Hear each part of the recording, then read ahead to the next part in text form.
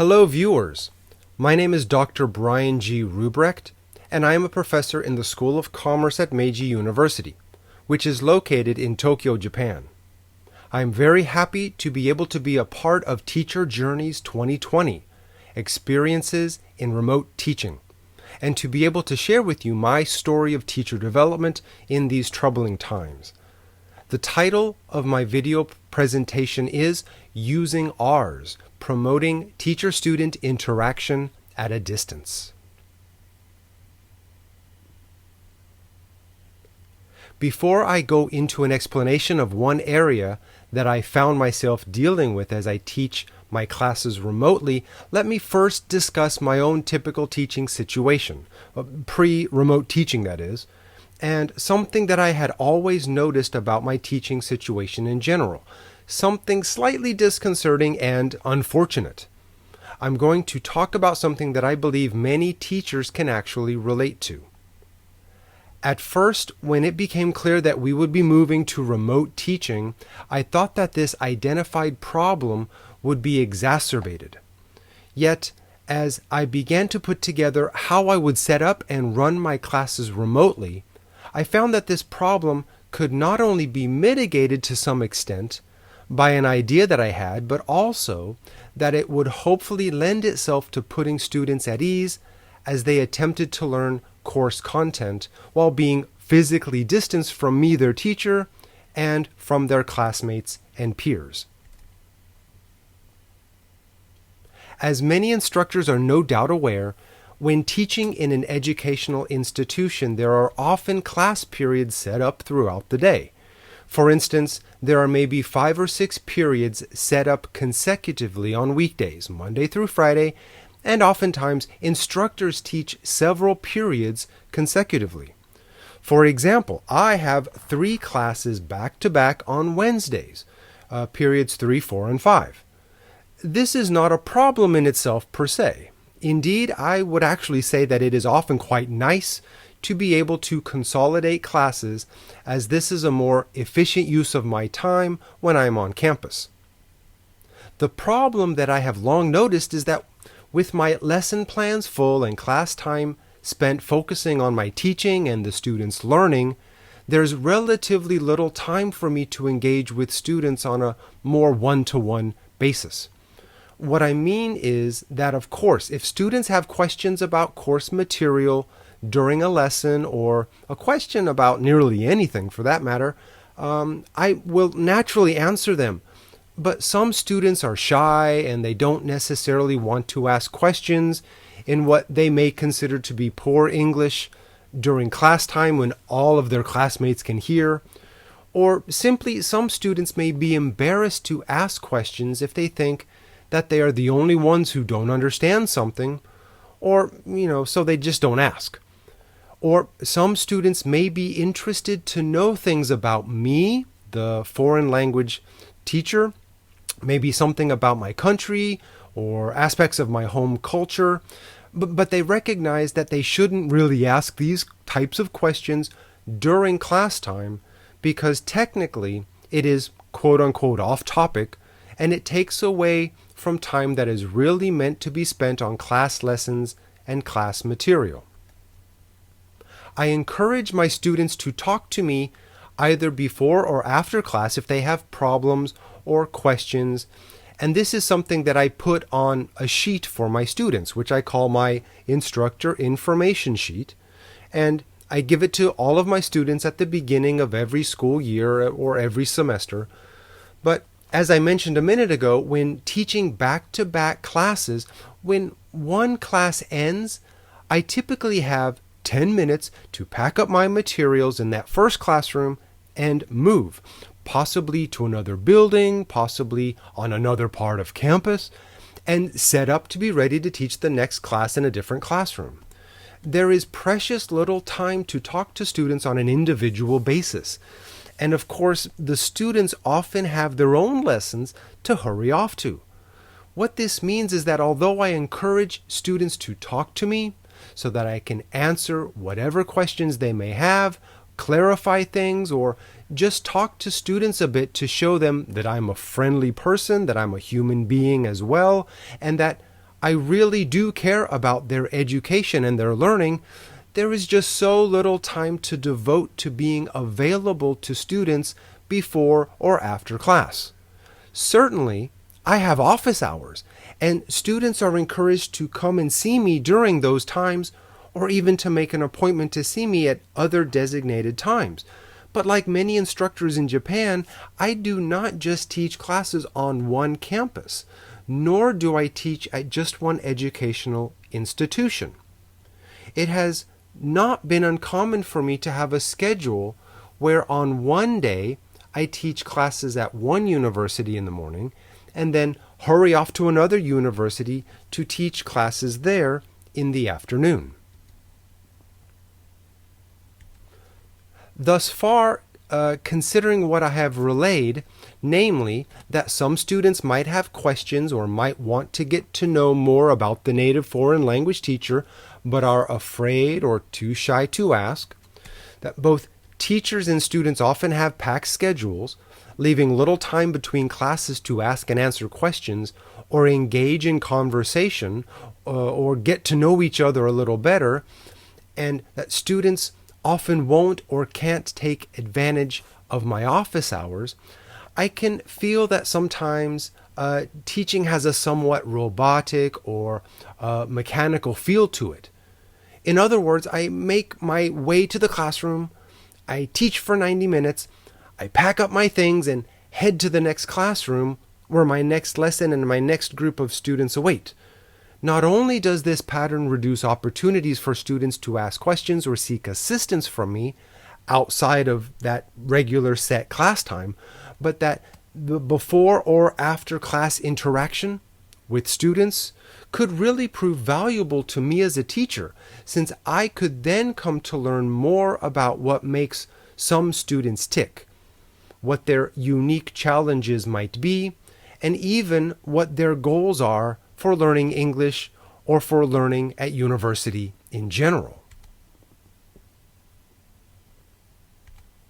In a nutshell, my typical teaching situation found me somewhat at a loss in both my giving students feedback on things and my receiving feedback from students regarding course content, students' interests, and even things about my own teaching style. When I received word that we would be conducting remote teaching beginning with the spring 2020 semester, I thought that this recognized problem, as just explained, would not only continue, but also that it would in fact be worsened. We are not even together in the classroom anymore. We are physically distanced. And even with Zoom and video technology at our disposal, I thought that the newness of it and the whole remote nature of it would make students even less inclined to ask for help with something or inquire about something through a webcam, for instance. I was also keenly aware that many of my students from the spring 2020 semester would be freshmen. These are students who have no experience with university life. They have not made any friends at university yet, as many would be stuck at home in their hometowns, for instance. To say that this is not how they expected to begin their university life would be an understatement. If students would not have much of a strong impetus, or even have the time to approach me face to face, to ask me questions individually or seek assistance with something in the best of times, how could I be optimistic that students would do those things in a remote teaching situation? What was even more disconcerting was that instructors were told that not all students would necessarily have the equipment to join things like Zoom sessions, right? Maybe they would have no computer or maybe no webcam, or they would have insufficient or unstable Wi-Fi or internet connections, or maybe they would not turn on their webcams or interact with me or other students for whatever reason. For instance, yes, maybe they're too shy, or they're not willing to broadcast their living conditions, which of course makes total sense if students are stuck living at home with their parents or siblings, or maybe their rooms are small or what have you. All of this made me wonder if there were a way that I could still encourage students to approach me and seek help if needed, and if possible, check to see that the students are indeed understanding course information. Because of course, I'm not in the classroom as I usually am, walking around and assessing students' comprehension as they go through the lessons and work through their class material. I got a spark of an idea on how to overcome this communication obstacle with students when online teacher discussions that I participated in before the semester began brought up the question of whether or not teachers would bother to take attendance in their remote classes for the spring 2020 semester. As most instructors in Japan know, Japanese universities typically tend to require teachers to keep track of students' attendance. This is in stark contrast to universities in the West, where attendance is not usually taken because students are either legally adults or they are on the cusp of adulthood. So the responsibility for showing up to classes lies solely with them, the students. This is not so much the case in Japan, and many universities put in place strict policies whereby if students do not attend a certain number of classes of a course each semester, they will not be eligible to receive course credit for that course. In any event, teachers in the online discussions that I had joined were split on the subject of requiring, and therefore keeping record of, student attendance. Some were of the view that keeping track of a student's attendance need not be done during these special circumstances, but I personally felt that taking attendance is important precisely because I cannot see my students and I cannot determine if they are even at minimum enrolled and involved in my classes. And yes, being distanced from students makes taking attendance considerably more onerous. But I had to make a decision about taking attendance back in March and April 2020 as I was preparing to take my classes online, and we were gearing up for what many have actually called emergency remote teaching. At any rate, I was of the thinking that even if students could not join a Zoom class, I should nevertheless make lesson plans for each week for all of my courses for the spring 2020 semester. With all of my lessons laid out in what I called my weekly schedule for each class, I would know what on-demand videos students should be watching and which week they should be watching them, and I would know what assignments the students should be completing and when they should be completing them. So having something like a weekly schedule would make things so much clearer for the students as well as for myself. Even if students were watching the on-demand videos I had, and I would continue to create for them, I still needed a way to assess several things, namely whether or not the students were in fact watching them, and of course if the students were actually understanding the material in those videos. Naturally, I would have also greatly appreciated it if I could somehow receive feedback regarding my mixed method approach of combining on-demand videos with Zoom meetings throughout the semester, such as the effectiveness of this approach. If students wanted either more on-demand videos because they had poor Wi-Fi, or more Zoom meetings because they craved interaction with their classmates and with their teacher. That is when it struck me that I could kill several birds with one stone if I have the students complete some kind of document for me each week. This is how the attendance record sheet, the ARS, was born. Okay? Now, before I give a rundown of the R's, please understand that this is my new revised version 2 of the R's, which I will begin using in the fall 2020 semester.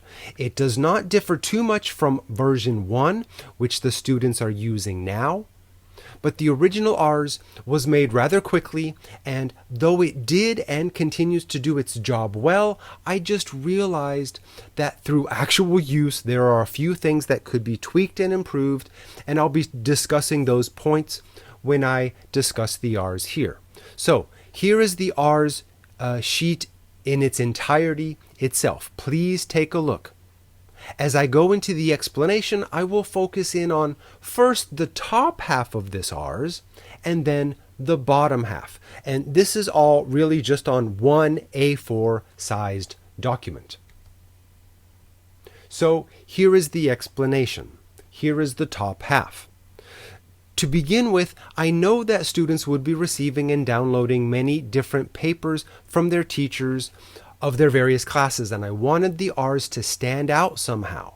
That is, if it had something memorable on it, or if there was something unique about it that the students could easily locate or at least understand the sheet that I was talking about. So to that end, I placed several stars at the top of the page. You can see. All I would have to say is that the R's has the stars at the top. And then they should quickly be able to go, and they'll know what sheet I'm talking about. Along the top, it also clearly says attendance record sheet and R's in parentheses. The line below this has the only Japanese on the sheet. It says shuseki. Your attendance, shuseki, for each lesson is important. I was hoping this would also make it clear in students' minds what this sheet was, and also at least indicate that this sheet is important and that attendance is important, as it is, of course, called the attendance record sheet after all. The message in the box in the middle here explains that there is a weekly schedule that accompanies this course, and that all students are to follow this weekly schedule week by week by week. And by the way, I had made on-demand videos explaining each individual class's weekly schedule, and embedded in each weekly schedule there are links to the on-demand videos and things like that. And I also made an on-demand video explaining what the R's is, how to fill it out, and how to send it to me. At any rate, every week's activities listed in the weekly schedule are numbered because they are essentially steps, right? So that there would be no confusion. For instance, if students went through weekly schedule for, say, week 3, then they would see on the weekly schedule for week 3, it says, step 1 for this week, do this, step 2 is this, etc., etc., etc. Moving on, the box in the middle here explains that if students somehow participated in the class by completing whatever the weekly schedule told them to do for that week, then as the last step, they should fill out this R's and email it to their instructor, me, along with any class assignments they were supposed to complete and hand in by email to me. Now, just a few quick points here. First, the instructions on the R's say to send the R's and assignments after class, but before midnight. You can see it underlined here. Now, this was done, for instance, because if I had a Wednesday first period class and I wanted students to have the rhythm of thinking about the class as being on Wednesdays, okay, it was, of course, totally possible for students to watch the on-demand videos or whatever the week 3 over the prior week, whatever was needed, for example, to do those things. But for all of my lessons, I made sure to be available on Zoom for the last quarter of the class period, maybe the last 20 or 30 minutes of each lesson, to answer questions and to allow students to interact with me and with each other. If further questions came up, there would be space on the R's to write them, and I'll talk about them in a minute. They're on the bottom half. And the second point here is I really wanted only one email per week from each student in my classes.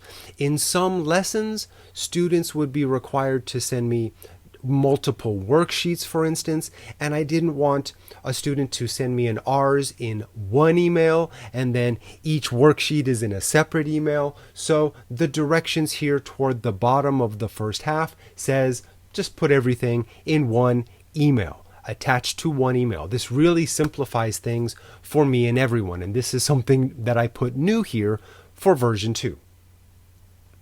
The paragraph under the box should be self-explanatory. It was explained in the on-demand video about the R's, and it was put in my weekly schedules, but I made sure to make space for it here because for the R's, it's obviously used to take attendance. But if it's not for a grade, the students would be less likely to fill out and turn in the R's. Thus, explaining here that turning in the sheet each week counts toward attendance is good, but also it's part of their participation grade. It means that the students are following directions. They're listening to their teacher. And to turn in the R's with any assignments in a timely manner indicates they are active participants in the class. Now, would I say that this is an ideal way to assess participation? Can they just turn in these sheets anytime they feel like it? Yeah, not really. Okay, there is not a lot of control with this option, and it does lack structure, which is something the students could actually really use at this time. I can't require Zoom participation because, as explained, some students can't or won't join Zoom. And just watching on-demand videos remotely each week smacks of self-study, which is what most students likely do not want. They did not expect it when they studied to gain admittance to university, and it's probably not what the parents want to be paying for. At least this way, students can give different kinds of feedback to me about the contents and the pace of the class and things like that. And they can ask questions weekly if they have them. And if you'll bear with me just a little longer, I'll explain more about the question section in a moment.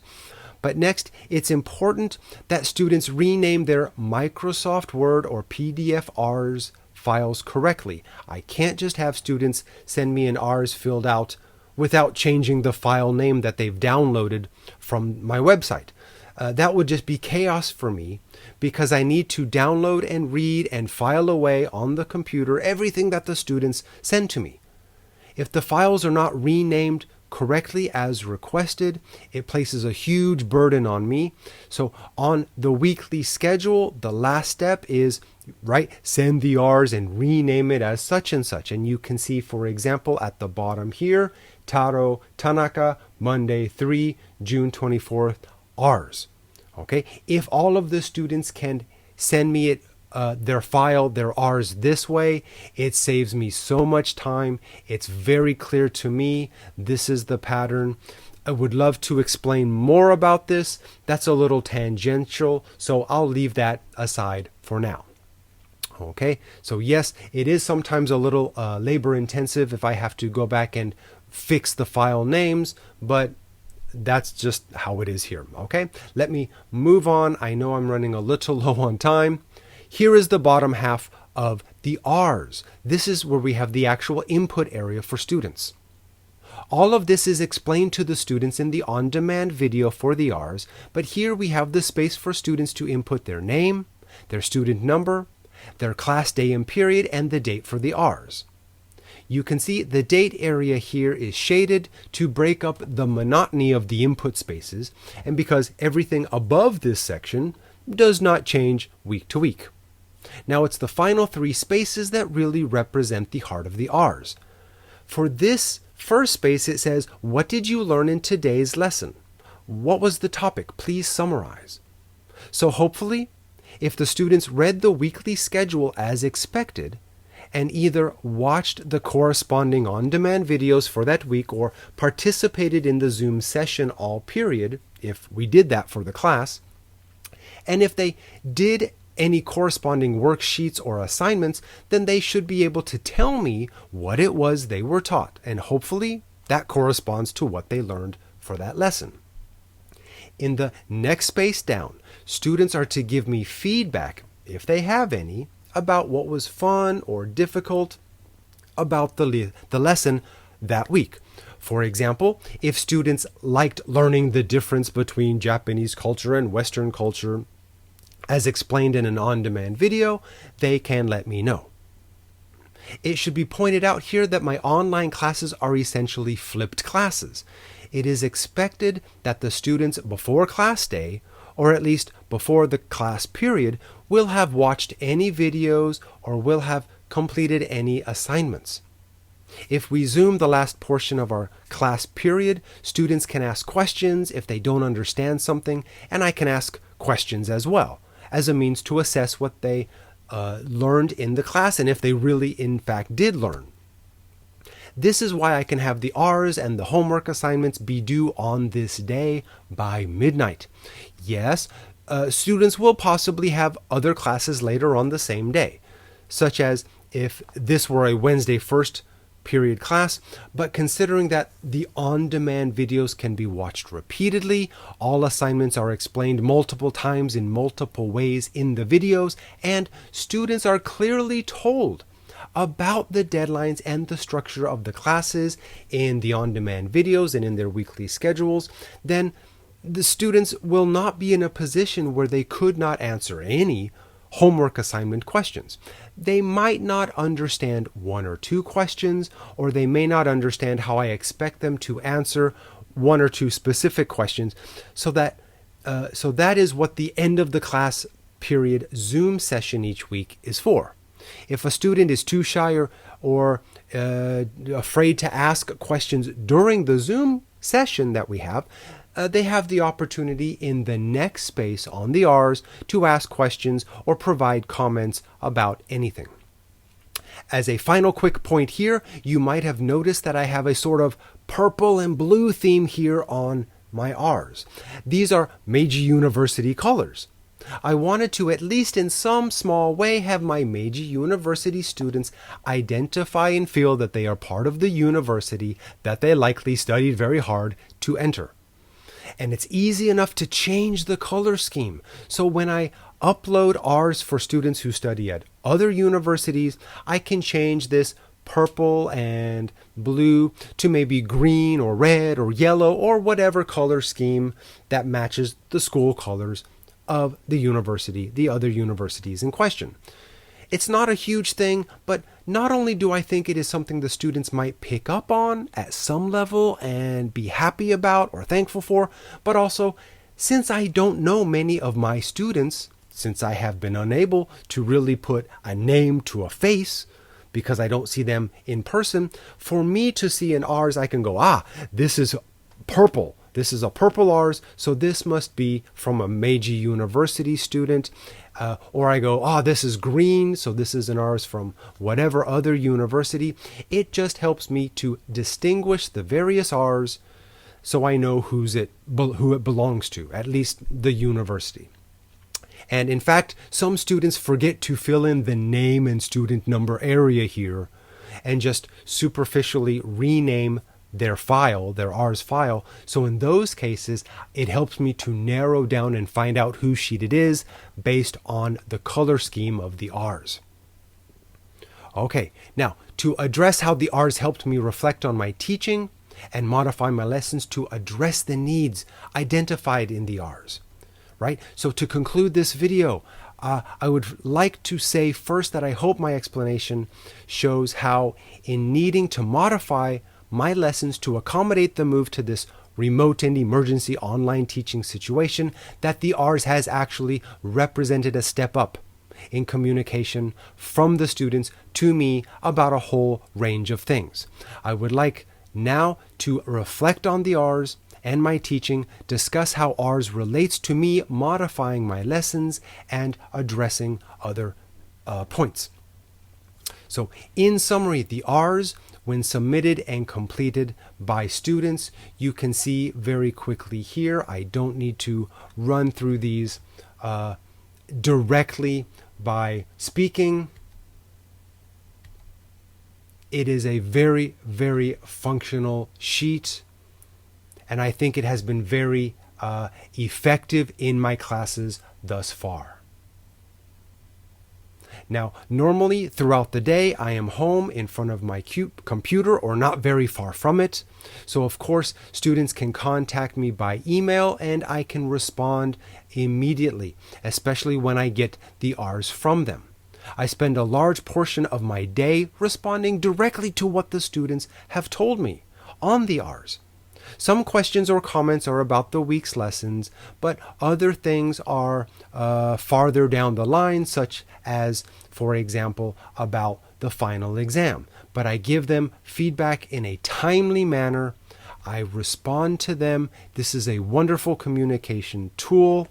I have found that I have had to clarify a few things, for example, assignment deadlines or details. But all in all, this has been a wonderful communication tool in this remote education environment. And in reflecting on my normal teaching practices, I think when I go back to the classroom, I might make a little mini R's, just a little sheet that I can put on my desk or a desk in the front of the classroom so that students can grab one. If they have a question they want to ask me, they can put their name on it and I can get back to them individually, or they can not put their name on it. They can place it somewhere so that I'll pick it up at the end of class and I can then announce the answer to the students, to the whole class, at the beginning or at some point in a future class. Okay, so I think adapting the R's to make it a further communication tool when we go back to the classroom, I think this will be a wonderful addition to my regular teaching repertoire. And I think it does sort of fill in the gaps that I talked about, the disconcerting aspect of not communicating enough with the students. So in the end, we are the teachers. We can be more, we can do more for the students. And I hope that these ideas will be of use to everyone. So please take this idea. Please expand upon it. Go ahead. Please communicate with your students. That's what I think we really, really need to do, especially during this time. All right. I thank everyone very much for watching and listening. This has been Dr. Brian G. Rubrecht. Thank you very, very much.